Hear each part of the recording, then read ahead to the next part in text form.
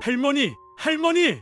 새벽 5시 시장 골목을 가득 채운 다급한 외침. 누군가의 발걸음 소리가 점점 가까워지고 계단 앞에 쓰러진 할머니를 발견했습니다. 비에 젖은 시장 계단에서 달아빠진 슬리퍼가 미끄러진 겁니다. 이 정도면 괜찮겠지. 아직 더 신을 수 있어. 돈 아껴야지. 그 작은 욕심이 결국 수술대로 이어졌습니다. 300만 원이 넘는 수술비, 평생 아껴온 돈이 순식간에 사라져버렸습니다. 아끼려다 더 큰 대가를 치른 할머니의 이야기.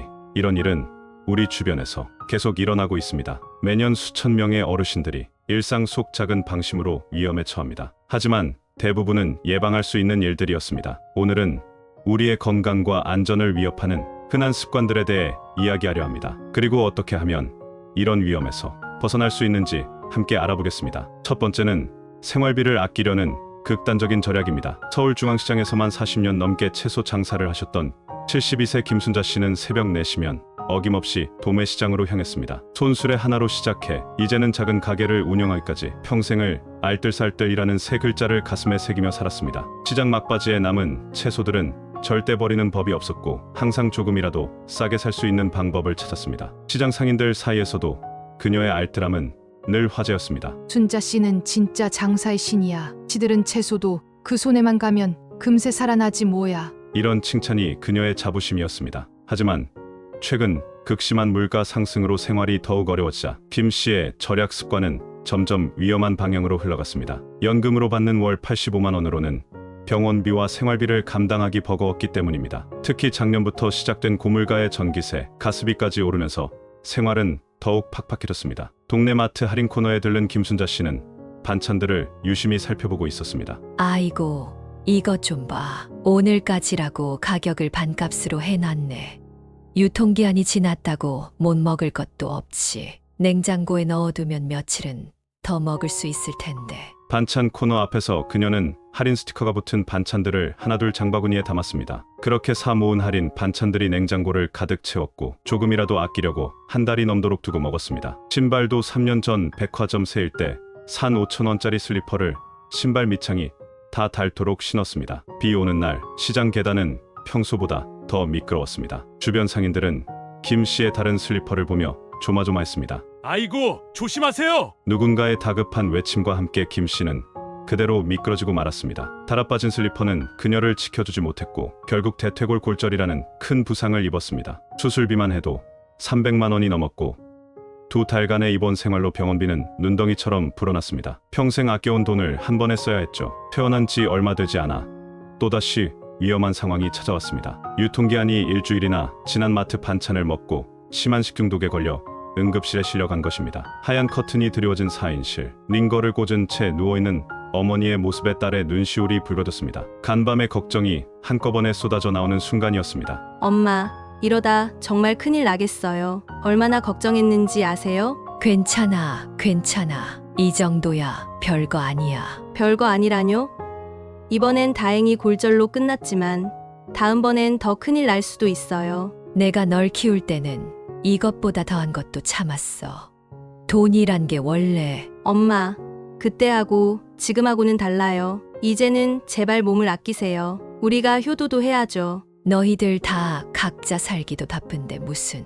그렇게 매일 아끼시다가 큰 병 나면 우리가 더 힘들어요. 제발 약속해 주세요. 딸의 말을 듣고 있자니 몇 달 전 친구 말순이가 떠오릅니다. 창백한 백합향이 가득했던 그날 30년 지기 친구의 영정사진 앞에서 김순자 씨는 한동안 말을 잇지 못했습니다. 평소 당뇨가 있었던 친구는 값싼 간식과 반찬만 먹다가 혈당 관리에 실패해 합병증으로 갑자기 세상을 떠났습니다. 말순아, 넌 나보다 더 아끼며 살더니 결국 이렇게 가버리는구나. 그때의 기억이 새록새록 떠오르자 김순자 씨는 딸의 손을 꼭 잡았습니다. 그동안 내가 잘못 살았구나. 돈을 아끼려다가 오히려 더 큰 돈이 들었구나. 지금의 김순자 씨는 많이 달라졌습니다. 매달 생활비를 꼼꼼히 계획하고 절약할 곳과 써야 할 곳을 구분합니다. 식품은 유통기한을 철저히 확인하고 신발도 6개월마다 새로 삽니다. 특히 건강검진은 정기적으로 받기 시작했습니다. 아침장을 보러 나온 김순자 씨를 마주친 상인들의 얼굴에 환한 미소가 피어났습니다. 순자 씨,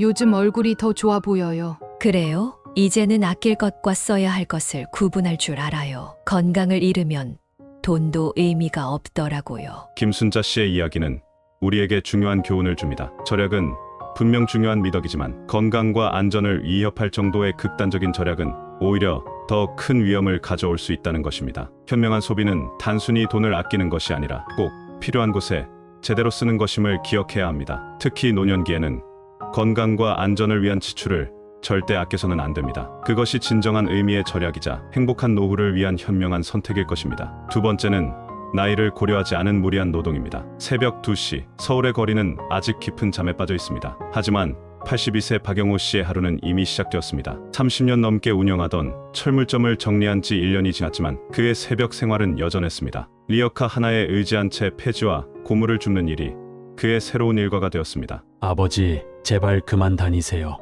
위험하잖아요.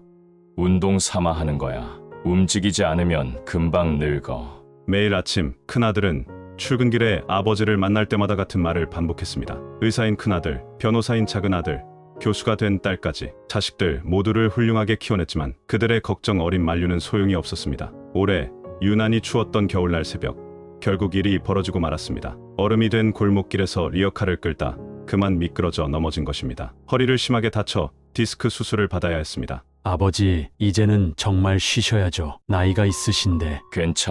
괜찮아. 수술 잘 됐다고 하잖아. 수술은 잘 됐어도 회복하려면 시간이 필요해요.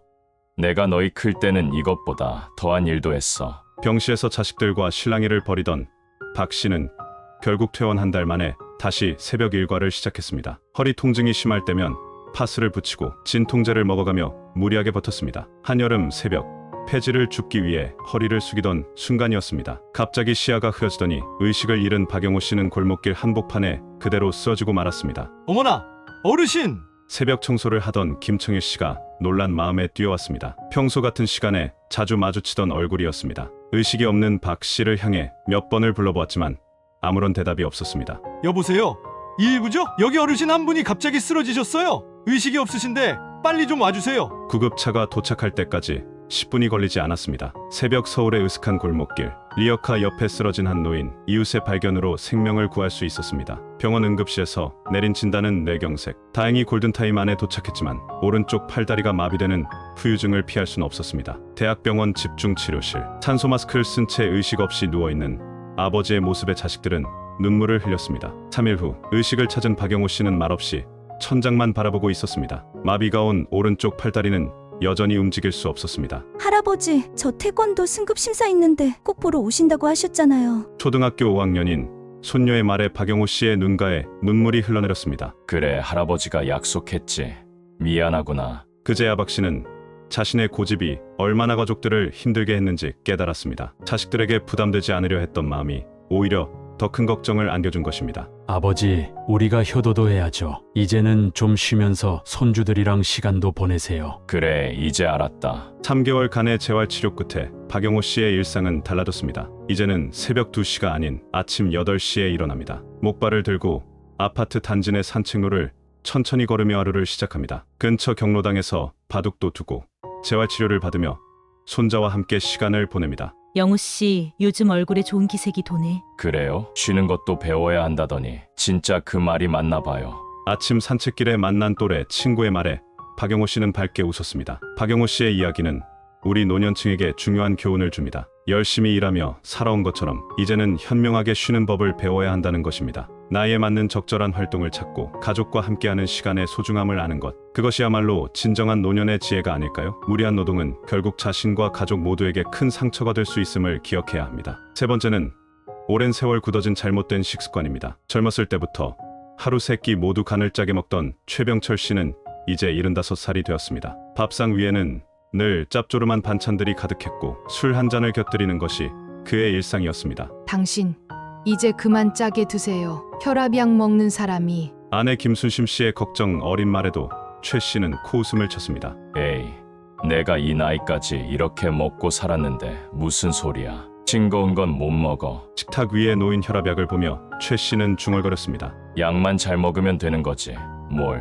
하지만 그의 고집스러운 식습관은 결국 대가를 치르고 말았습니다. 평소와 다름없던 어느 날 아침, 짭짤하게 간 맞춘 계란말이와 된장찌개가 식탁 위에 놓여 있었습니다. 여보, 오늘은 좀 싱겁게 했어요. 에이, 맛있게 해놨네. 왜 자꾸 싱겁게 하려고 해? 아내의 걱정 어린 눈빛을 뒤로 한 채 최 씨는 된장찌개에 김치를 듬뿍 얹어 먹었습니다. 그때였습니다. 갑자기 머리를 강타하는 듯한 통증이 찾아왔습니다. 숟가락을 든 손이 떨리기 시작했고 순간 시야가 흐려졌습니다. 여보, 얼굴이 너무 하얗게 변했어요. 괜찮으세요?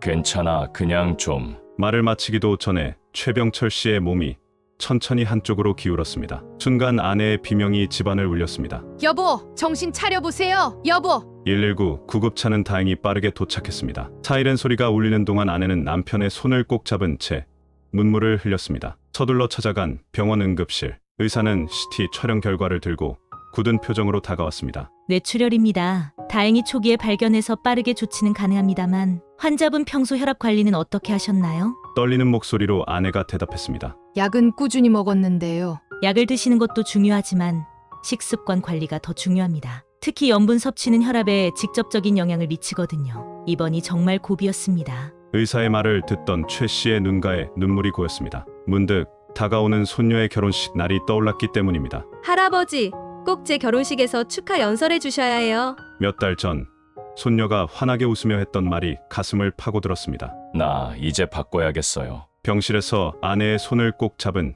최 씨의 목소리가 떨렸습니다. 여보, 이제라도 알아주니 다행이에요. 2주간의 입원 생활을 마치고 퇴원한 최병철 씨의 일상은 180도 달라졌습니다. 무엇보다 식탁이 가장 큰 변화를 맞이했습니다. 짭조름한 된장찌개 대신 맑은 국이 올랐고 절인 반찬 대신 신선한 채소가 가득했습니다. 이걸 어떻게 먹어? 그냥 물 마시는 것 같잖아. 처음에는 한술도 넘기기 힘들어했습니다. 하지만 아내는 포기하지 않았습니다. 매일 아침 식사 후 공원 산책을 제안했고 최 씨도 마지못해 따라 나섰습니다. 처음에는 한 바퀴도 돌기 힘들었는데 거동이 불편한 남편의 팔짱을 끼고 천천히 걷던 산책이 어느새 손잡고 걷는 산책이 되었습니다. 한 바퀴, 두 바퀴 매일 조금씩 늘려가는 산책 거리만큼 최 씨의 건강도 조금씩 나아졌습니다. 여보, 이상하죠? 싱거운 음식 먹고 운동하니까 오히려 몸이 가벼워요. 2달이 지나자 의사가 혈압약의 용량을 줄였고 3달이 지나자 얼굴에 혈색이 돌기 시작했습니다. 아내가 끓여주는 맑은 된장국도 어느새 맛있게 느껴지기 시작했습니다. 여보, 오늘은 10바퀴 돌았네요. 그러게 이제 보니 싱거운 음식도 맛있어. 당신이 없었으면 난 여기까지 오지 못했을 거야. 산들바람이 부드럽게 불어오는 공원 벤치에 앉은 노부부의 미소가 어느 때보다 환했습니다. 최병철 씨의 손에는 물이 담긴 텀블러가 들려 있었고 아내의 손에는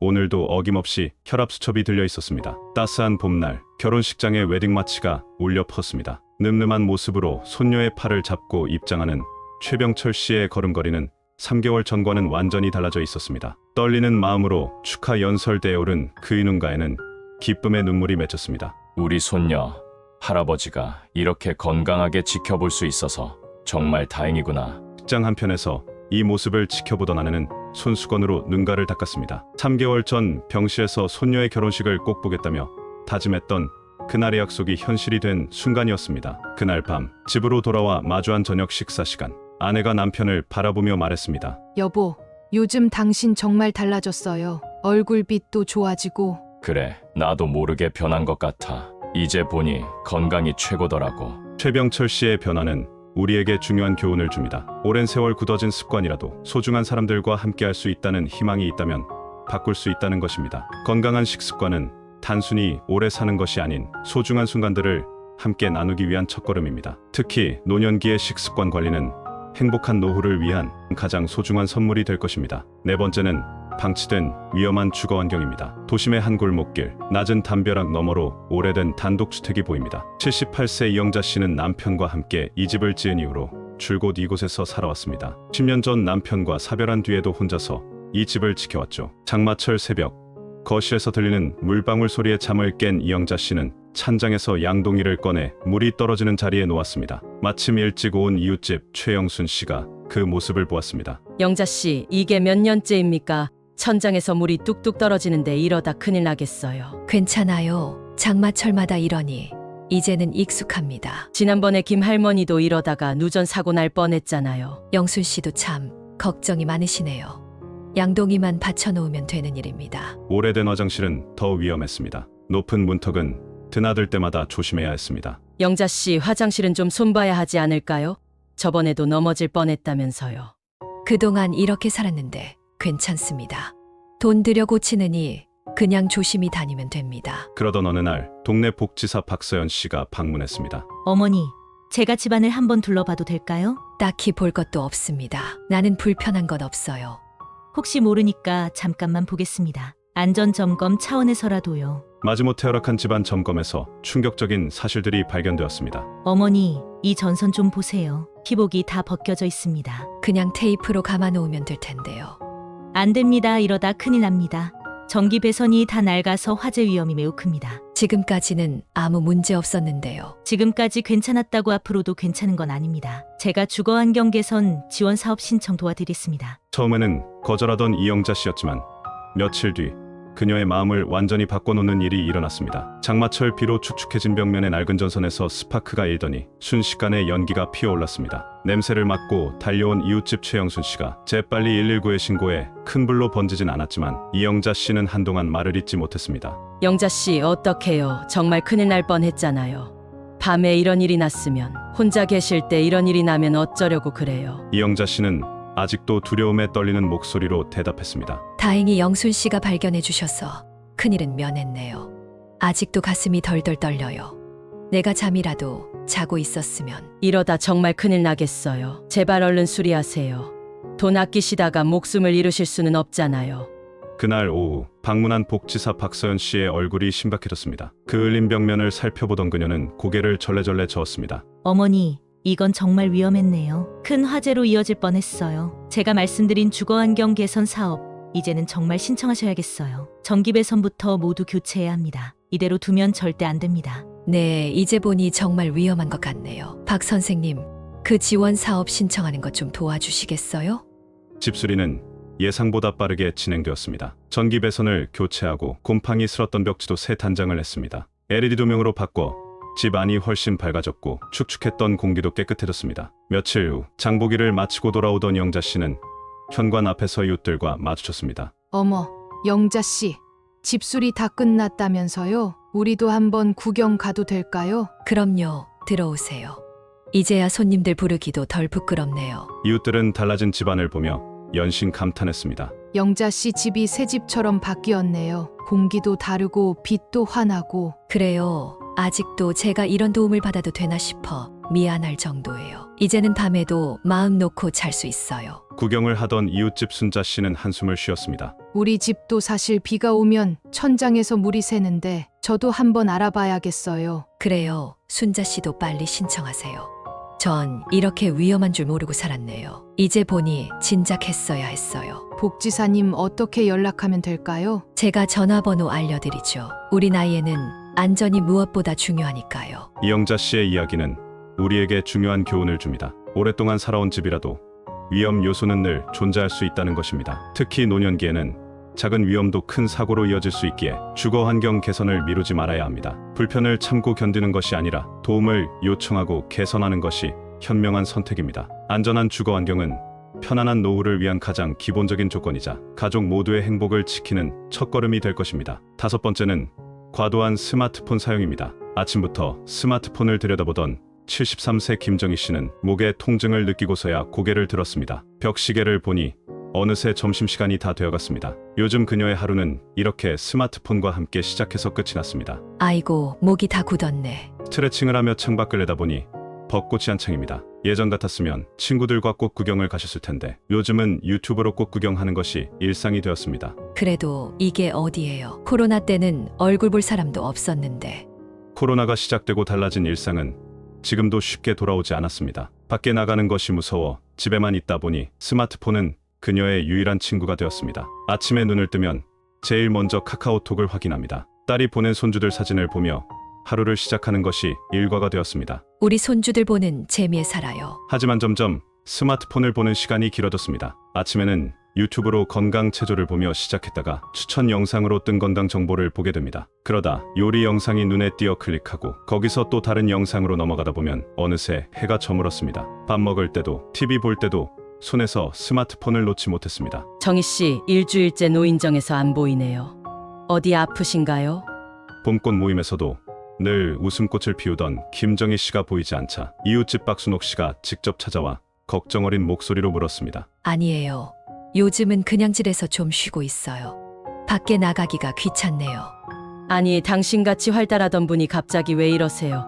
얼굴색도 안 좋아 보이고 목도 자꾸 어깨 쪽으로 숙이고 계시네요. 매일 스마트폰만 보면서 지내시면 안 되죠. 걱정되는 마음에 박순옥 씨가 차 한 잔을 건넸지만 김정희 씨는 스마트폰을 보며 대충 받아 마실 뿐이었습니다. 그러던 어느 날 아침부터 시작된 목의 통증이 견딜 수 없을 정도로 심해졌습니다. 통증이 어깨까지 퍼져나가고 뒷목이 뻣뻣해지자 결국 병원을 찾을 수밖에 없었습니다. 스마트폰 사용 시간이 하루에 얼마나 되시나요? 글쎄요. 아침부터 저녁까지 계속 보는 것 같아요.